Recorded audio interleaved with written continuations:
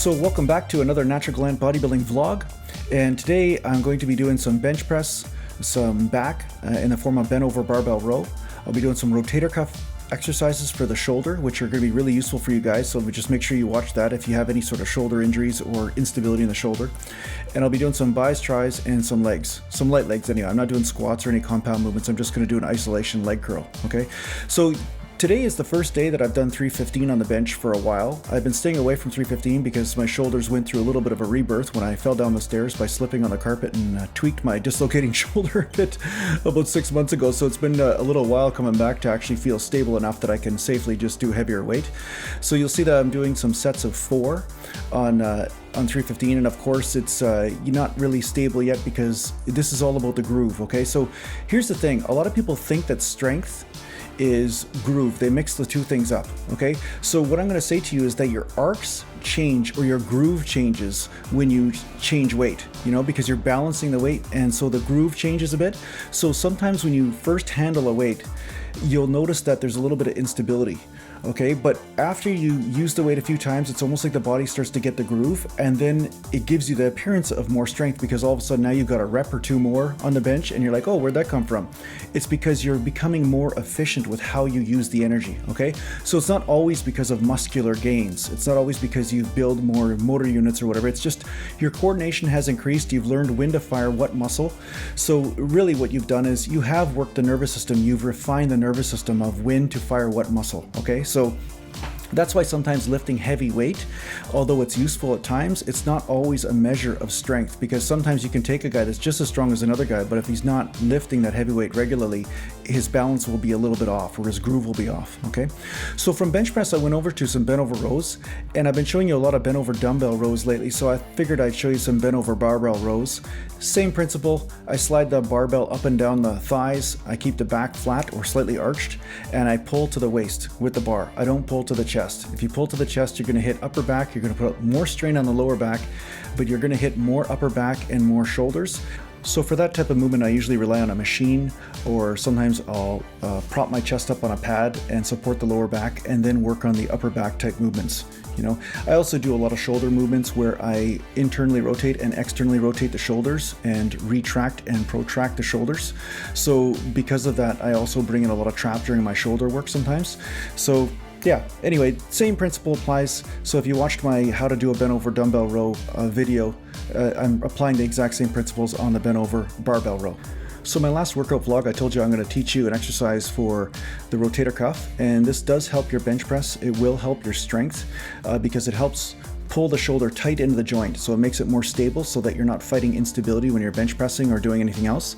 And because of that, it actually helps you prevent injury. This is an external rotator cuff exercise. It really works the infraspinatus, brings out some definition in your upper back behind the shoulders, and there's a couple of variations of this movement.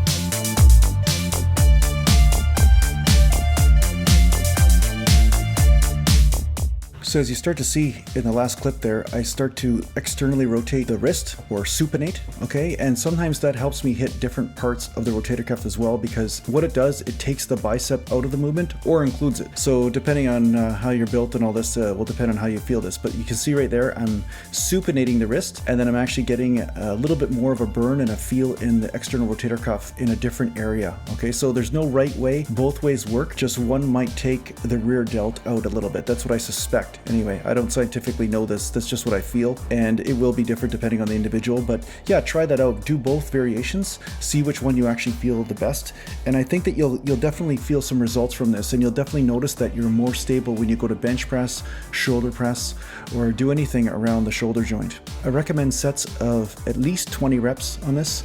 You can go as high as 50 or 100, it's up to you really. I mean, it's one of those movements because it is an isolation of a rotator cuff muscle, and rotator cuff muscles are meant for stability and endurance. They're meant to hold the shoulder in the joint for long periods of time as the power muscles are functioning.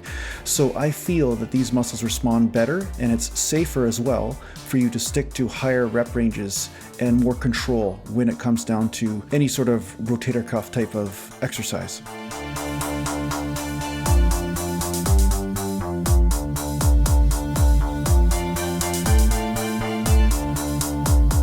to move from shoulders to doing some standing dumbbell curls. But instead of talking to you about standing dumbbell curls, I'd like to talk to you a little bit about moving from competition to connection. Okay, so basically what I mean by this is I was talking to a guy in the gym the other day, and he was saying that he finds lifting weights boring, and he finds, training in the gym or any type of exercise boring unless he has some sort of competition to look forward to, whether it's a sport or whether it's some sort of, I don't know what it is, whether it's soccer, whether it's boxing, whether it's, bodybuilding competition, whatever it might be. But the fact is that I used to be this way. When I first started training, it was always about a goal, always about meeting an expectation. I'd create an expectation in my mind based on some sort of logic, based on what I've observed in my environment or in people around me, and say, okay, this is what has to happen in order for me to enjoy this process. So what I'm trying to say is, it's okay to have goals and it's okay to have expectations to a point. But when those expectations keep you from enjoying your workouts, then you've actually got a problem. And that problem is that you're thinking about something that's taking you into the future, and that thinking is taking you out of here, taking you out of your workouts, taking you out of enjoying the connection between you and your body, taking you out of the enjoyment of training itself. And like I've said in other videos, all you have to do is just have a bad injury and stop training for a few months, and then you'll start to really miss the feeling of the weights, the feeling of the blood pumping into the muscles.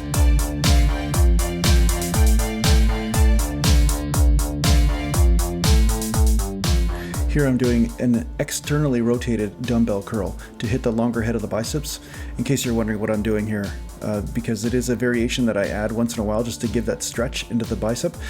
Don't do it if it tweaks your shoulders, but if it feels okay on your shoulders, go ahead and see how it feels.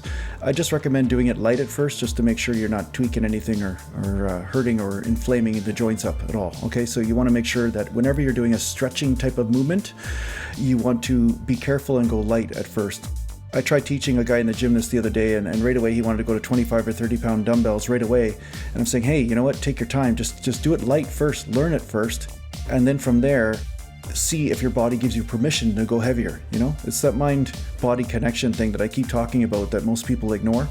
But if you really pay attention to your body, it will tell you when it's time to go heavy, and it will tell you when it's time to go light. That's the thing. So here I am, I'm doing the triceps now. I'm doing some skull crushers with dumbbell, and I just enjoy this movement. It's one of my favorites. And sometimes what I'll do is I'll giant set it into some close grip bench with the dumbbells. So I'll hit failure as much as I can with the French curl or skull crusher, and then what I'll do is go right into a pressing type movement where I bring the triceps in, like I'll actually bring the hands in, kind of like it's a close grip bench with dumbbells, and then I'll finish it off. So that gives me a wicked pump. From there I moved over to legs, and it almost seems like a nightclub type atmosphere, doesn't it? I mean, with the lights and the cars going by and all that sort of thing.